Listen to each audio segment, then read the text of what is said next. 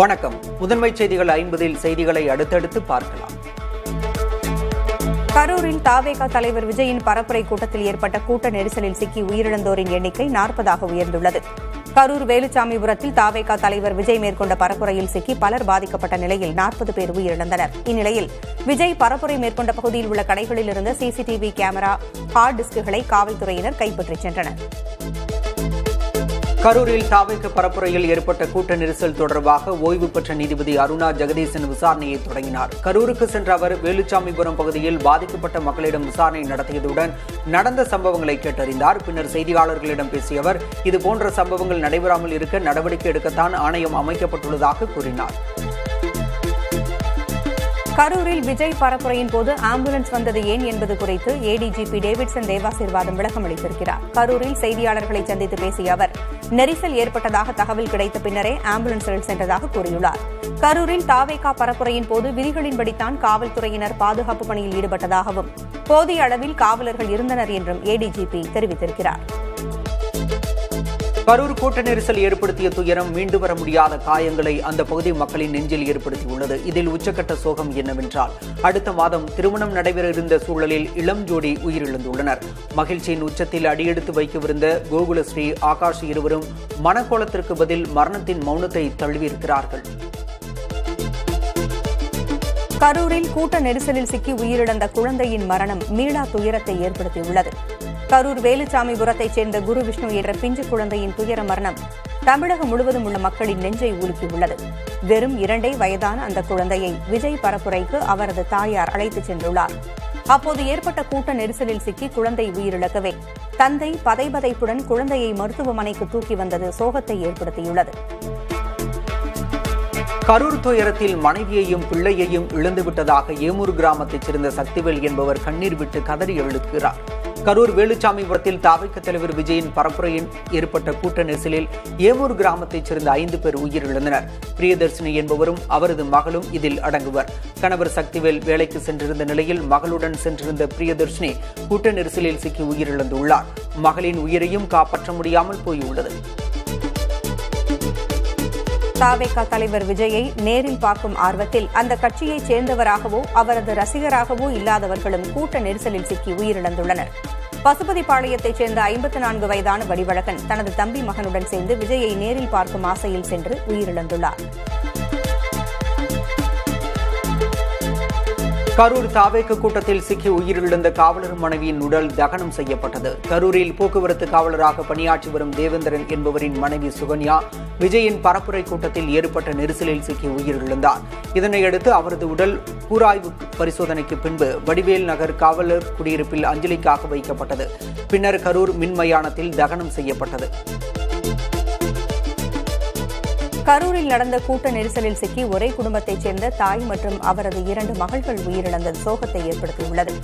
கரூர் தான்தோன்றி மலை சிவசக்தி நகரைச் சேர்ந்த ஹேமலதா மற்றும் 8 வயதான சாய் லட்சணா, 4 வயதான சாய் ஜீவா ஆகிய செல்ல குழந்தைகளின் மரணம் மொத்த ஊரையும் கண்ணீரில் ஆழ்த்தியுள்ளது. தங்கள் எதிர்காலத்தின் மீது 1000 கனவுகளோடு ஆர்வ மிகுதியில் தாயும் 2 குழந்தைகளும் ஒன்றாக பரப்புரை கூட்டத்தை காணச் சென்றனர்.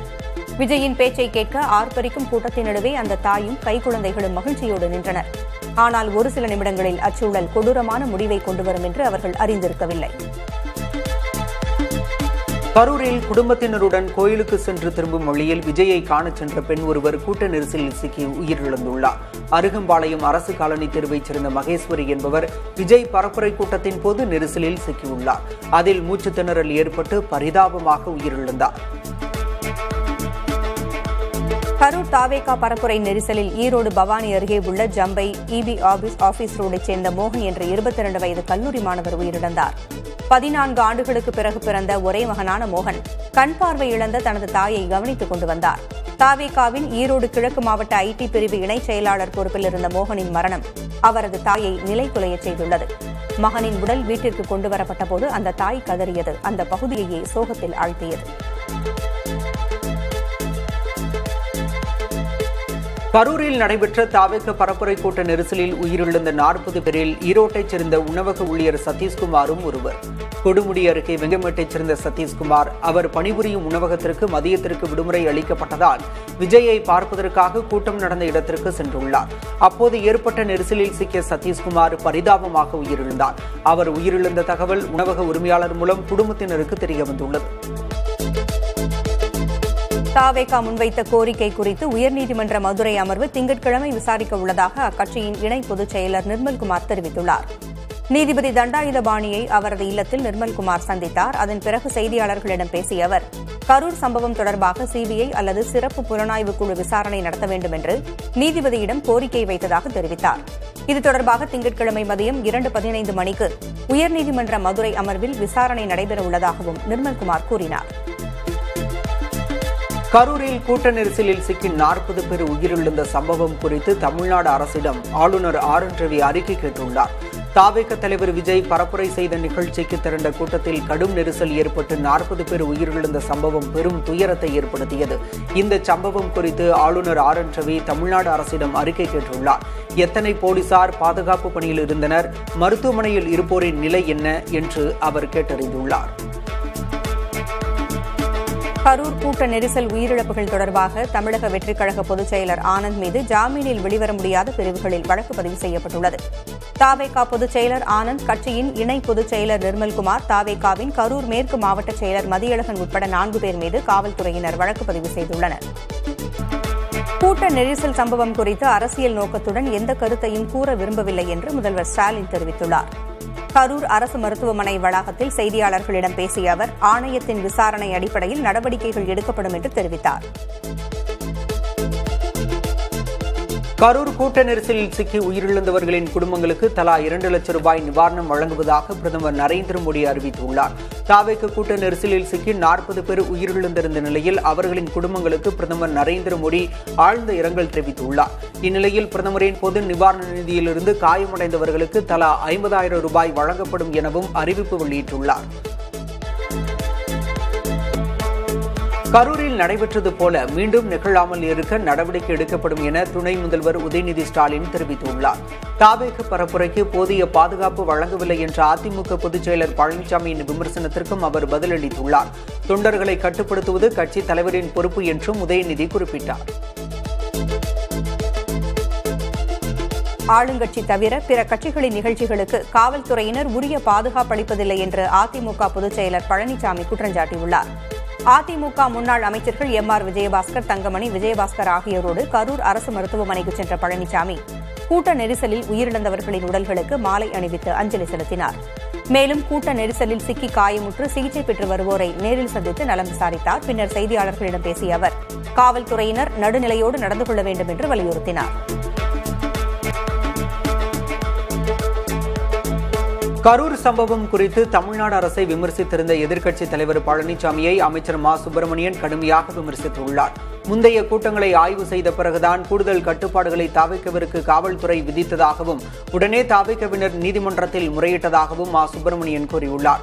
காவல்துறை நிபந்தனைகள் எதுவும் தாவேக பரப்புரையில் கடைபிடிக்கப்படவில்லை என குறிப்பிட்டுள்ள அவர், தாவேகவினர் எல்லை மீறி நடக்க எதிர்க்கட்சித் தலைவரின் செயல்பாடுகளும் காரணமாக அமைந்துவிட்டது என குற்றம் சாட்டியுள்ளார். கரூர் பரப்புரையின் போது 40 பேர் உயிரிழந்த நிலையில் அடுத்த வாரம் திட்டமிடப்பட்டிருந்த பரப்புரையை தமிழக வெற்றிக் கழக தலைவர் விஜய் ரத்து செய்துள்ளார். கடந்த 13ஆம் தேதி திருச்சி, அரியலூர் மற்றும் பெரம்பலூரில் பரப்புரை செய்த விஜய் கடந்த 20ஆம் தேதி நாகை மற்றும் திருவாரூரில் பரப்புரை மேற்கொண்டார். இதன் தொடர்ச்சியாக நாமக்கல்லை தொடர்ந்து கரூரில் பரப்புரை செய்தபோது கடும் கூட்ட நெரிசல் ஏற்பட்டு 40 பேர் உயிரிழந்தனர். எதிர்பாராத இச்சோகம் காரணமாக அக்டோபர் 5ஆம் தேதி திட்டமிடப்பட்டிருந்த பரப்புரை நிகழ்ச்சிகளை விஜய் ரத்து செய்துள்ளார். வரும் வாரத்தில் ராணிப்பேட்டை மற்றும் திருப்பத்தூரில் பரப்புரை செய்ய திட்டமிட்டிருந்தார். கரூர் துயரம் போல இனிமேல் நிகழாத வகையில் பாதுகாப்பு வரைமுறைகள் வகுக்கப்பட வேண்டும் என்று முன்னாள் முதல்வர் ஓ. பன்னீர்செல்வம் வலியுறுத்தியுள்ளார். கரூர் அரசு மருத்துவமனை வாயிலில் செய்தியாளர்களிடம் பேசிய அவர், சம்பவம் குறித்து சிபிஐ விசாரணை நடத்த வேண்டும் என வலியுறுத்தினார்.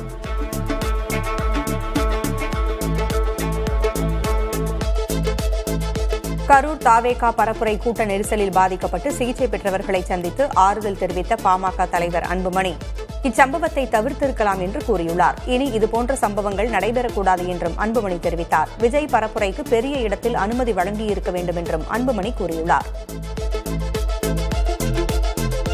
கரூர் பெரும் துயரத்துக்கு யார் பொறுப்பு என்பதை விட உயிருக்கு போராடுபவர்களை காக்க தமிழக அரசு முன்வர வேண்டும் என விசிக தலைவர் தொல் திருமாவளவன் தெரிவித்தார். சென்னை விமான நிலையத்தில் செய்தியாளர்களிடம் பேசிய அவர், கூட்டத்தில் பெரும்பான்மையாக இருந்தது இளைஞர்கள் எனவும் இளைஞர்களுக்கு பாதுகாப்பு குறித்த விழிப்புணர்வு இல்லை என்றும் குறிப்பிட்டார்.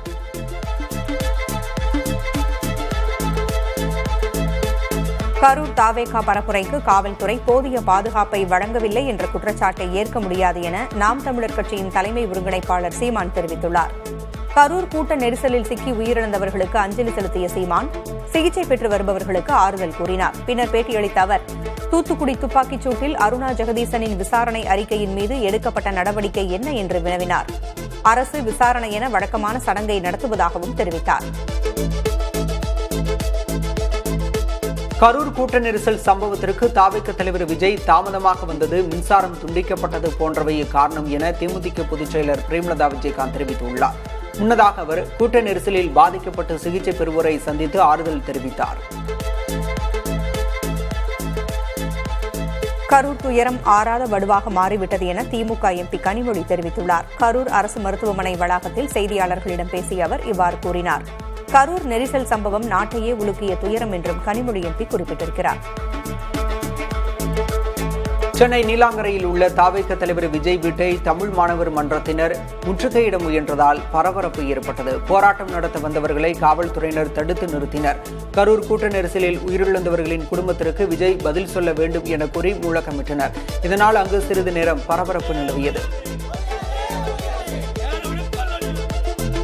கரூர் தாவேகா பரப்புரை நெரிசலில் உயிரிழந்தோரின் குடும்பத்தில் உள்ள பள்ளி மற்றும் கல்லூரி மாணவர்களின் முழு கல்வி செலவையும் ஏற்பதாக எஸ்ஆர்எம் பல்கலைக்கழக நிறுவன வேந்தருமான பாரிவேந்தர் அறிவித்துள்ளார். பாதிக்கப்பட்ட குடும்பத்தினரின் குழந்தைகள் தற்போது படிக்கும் கல்வி நிறுவனங்களுக்கே அவர்களின் கல்விக் கட்டணம் செலுத்தப்படும் என்று உறுதியளித்தார். காயமடைந்த அனைவரும் உடல் நலம் பெற பிரார்த்திப்பதாகவும் பாரிவேந்தர் தனது அறிக்கையில் குறிப்பிட்டுள்ளார்.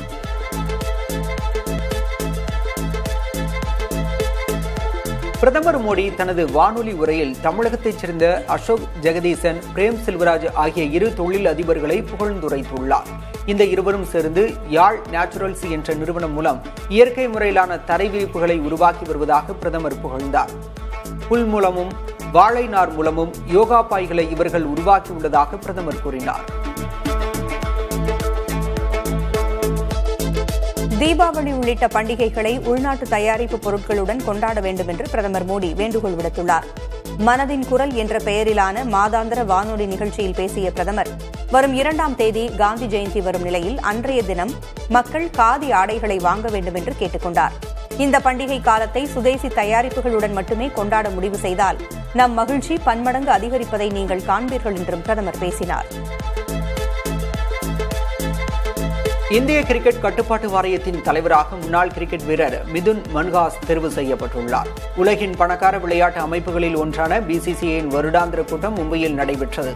இதில் மிதுன் மன்ஹாஸ் தலைவராகவும் ராஜீவ் சுக்லா துணைத் தலைவராகவும் தேர்வு செய்யப்பட்டனர். கொள்கை வழிகாட்டுதல்களை வழங்குவதற்கான பிரதான குழுவில் ஒரு நபர் உறுப்பினராக ஜெய் நிரஞ்சன் ஷா தேர்வு செய்யப்பட்டார். மும்பையில் பெய்த கனமழையால் இயல்பு வாழ்க்கை பாதிக்கப்பட்டது. சாலைகளிலும் தண்டவாளங்களிலும் நீர் தேங்கியது. இதனால் புறநகர் ரயில்கள் தாமதமாக இயக்கப்பட்டன. ஒரே இரவில் மும்பையில் சுமார் 8 சென்டிமீட்டர் மழை பதிவானது.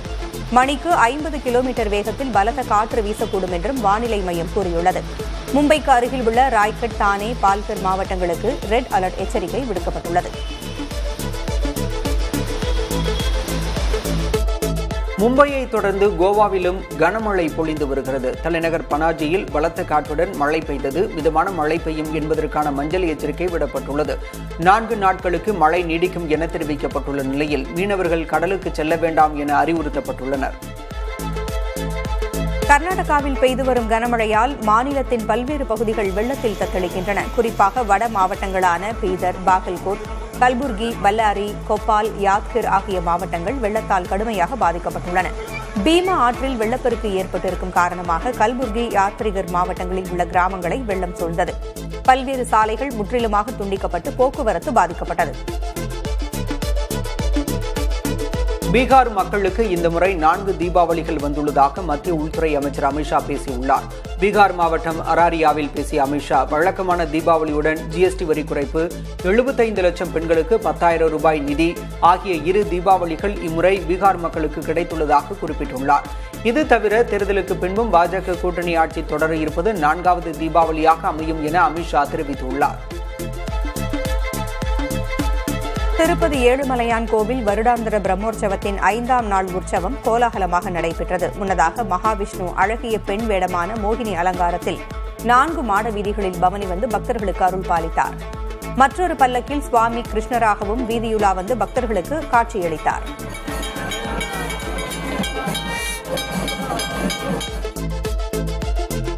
பாலியல் குற்றச்சாட்டுக்கு உள்ளான சாமியார் சைதன்யானந்தா உத்தரப்பிரதேச மாநிலம் ஆக்ராவில் கைது செய்யப்பட்டார். விடுதி ஒன்றில் ஒளிந்திருந்த சைதன்யானந்தாவை டெல்லி காவல்துறையினர் அதிகாலை 3 மணி அளவில் கைது செய்தனர். டெல்லியில் சிருங்கேரி சாரதா மடத்திற்கு சொந்தமான கல்லூரியில் நிர்வாகியாக இருந்த சைதன்யானந்தா மீது 17 பெண்கள் பாலியல் புகார் கூறினர். இதனையடுத்து அவர் பணி நீக்கம் செய்யப்பட்டார். லடாக் மக்களின் பாரம்பரியம் மற்றும் கலாச்சாரத்தை பாஜகவும் RSSம் இணைந்து அழிக்க முற்படுவதாக காங்கிரஸ் மக்களவைக் குழு தலைவர் ராகுல் காந்தி குற்றம் சாட்டியுள்ளார். எக்ஸ் தள பக்கத்தில் பதிவிட்டுள்ள அவர், லடாக் மக்களுக்கு எதிரான போக்கை மத்திய அரசு நிறுத்திக் கொள்ள வேண்டும் என்றும் தங்கள் பகுதியை 6வது அட்டவணையில் சேர்க்கும் அவர்களது கோரிக்கை ஏற்கப்பட வேண்டும் என்றும் தெரிவித்துள்ளார். ஞாயிற்றுக்கிழமை விடுமுறை தினத்தையொட்டி தருமபுரி மாவட்டம் ஒகேனக்கலில் சுற்றுலா பயணிகள் குவிந்தனர். மழையால் அருவியில் நீர்வரத்து அதிகரித்துள்ள நிலையில் அருவியில் குளித்து பரிசல் பயணம் சென்று அருவியின் அழகை கண்டு ரசித்து மீன் உணவை உண்டு மகிழ்ந்தனர். இதேபோல நெல்லை மாவட்டம் அகஸ்தியர் அருவிக்கும் சுற்றுலா பயணிகள் பலர் வந்து அருவியில் குளித்து மகிழ்ந்தனர். தூத்துக்குடி மாவட்டம் குலசேகரன்பட்டினம் முத்தாரம்மன் கோவிலில் பக்தர்கள் கூட்டம் குவிந்தது. முத்தாரம்மன் கோவில் தசரா திருவிழா கடந்த 23ஆம் தேதி கொடியேற்றத்துடன் தொடங்கிய நிலையில் பக்தர்கள் காளி, சுடலை, குரவன் மற்றும் குரத்தி வேடமணிந்து நேர்த்திக்கடன் செலுத்தினர். மேலும் பக்தர்களின் பாதுகாப்பு கருதி கடற்கரையில் காவலர்கள் பாதுகாப்பு பணியில் ஈடுபட்டனர். விழாவின் சிகர நிகழ்ச்சியான சூரசம்ஹாரம் வருகிற 2ஆம் தேதி நடைபெறவுள்ளது குறிப்பிடத்தக்கது. காசாவில் போர் நிறுத்தம் செய்வதற்காக இஸ்ரேலுக்கு நெருக்கடிகள் அதிகரித்து வருகின்றன. ஆனால் காசா மீதான தாக்குதல்களை இஸ்ரேல் தொடர்ந்து மேற்கொண்டு வருகிறது. ஒரே நாளில் காசாவில் 77 பேர் உயிரிழந்தனர், 265 பேர் காயமடைந்தனர். இதுவரை காசா நகரத்திலிருந்து 7.5 லட்சம் பேர் காசாவின் தென்பகுதிக்கு தப்பிச் சென்றனர்.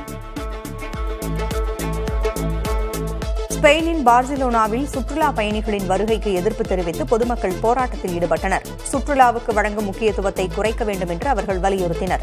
சுற்றுலா பயணிகள் வருகையால் உள்ளூர் மக்கள் கடும் பாதிப்பிற்குள்ளாவதாக அவர்கள் தெரிவித்தனர். வாடகை உயர்வு, சுற்றுச்சூழல் பாதிப்பு போன்றவற்றால் அதிகம் பாதிக்கப்படுவதாக அவர்கள் கூறினர். நீர் பிஸ்டல்களை பயன்படுத்தி அவர்கள் தங்கள் எதிர்ப்பை வெளிப்படுத்தினர். பிரேசிலின் சாவ் பாலோ மாகாணத்தில் சோளம் ஏற்றிச் சென்ற சரக்கு ரயில் தடம் புரண்டது. ரயில்வே கடக்கும் பாதையில் திடீரென வந்த லாரி மீது மோதியதால் இந்த விபத்து நேரிட்டது. விபத்தில் யாருக்கும் காயம் இல்லை. தண்டவாளங்கள் சரி செய்யப்பட்டு மீண்டும் செயல்பாட்டுக்கு வந்துவிட்டதாக ரயில்வே நிர்வாகம் தெரிவித்துள்ளது. இந்த ரயில் பாதை சோள ஏற்றுமதிக்கான முக்கிய துறைமுகமான சாண்டோஸுக்கு எடுத்துச் செல்லும் வழியில் உள்ளது. T20 கிரிக்கெட் வரலாற்றில் நேபாள அணி புதிய சாதனை படைத்துள்ளது. ஷார்ஜாவில் நடைபெற்ற போட்டியில் நேபாள அணி 19 ரன்கள் வித்தியாசத்தில் வெஸ்ட் இண்டீஸ் அணியை வீழ்த்தியது. ICCயில் முழு உறுப்பினர் அந்தஸ்து பெற்ற ஒரு அணியை நேபாளம் வீழ்த்துவது இதுவே முதன்முறை. 1970 மற்றும் 1980களில் உலக கிரிக்கெட்டில் கோலோச்சிய வெஸ்ட் இண்டீஸ் அணி தற்போது சிறிய அணி ஒன்றிடம் தோல்வியை தழுவியுள்ளது. கரூரில் நடந்தேறிய துயரச் சம்பவத்தின் காரணமாக விஜய் சேதுபதி நடிக்கும் புதிய படத்தின் தலைப்பு மற்றும் டீசர் வெளியீட்டு விழா ஒத்திவைக்கப்பட்டது. கரூர் கூட்ட நெரிசலில் 40 பேர் உயிரிழந்த சம்பவத்தின் காரணமாக சென்னையில் திட்டமிடப்பட்டிருந்த தலைப்பு மற்றும் டீசர் வெளியீட்டு நிகழ்வு ஒத்திவைக்கப்பட்டதாக படக்குழுவினர் தெரிவித்துள்ளனர். மேலும் உயிரிழந்தோரின் குடும்பங்களுக்கு ஆழ்ந்த இரங்கலையும் தெரிவித்துள்ளனர். இடைவேளைக்கு பிறகு செய்திகளை தொடர்ந்து பார்க்கலாம்.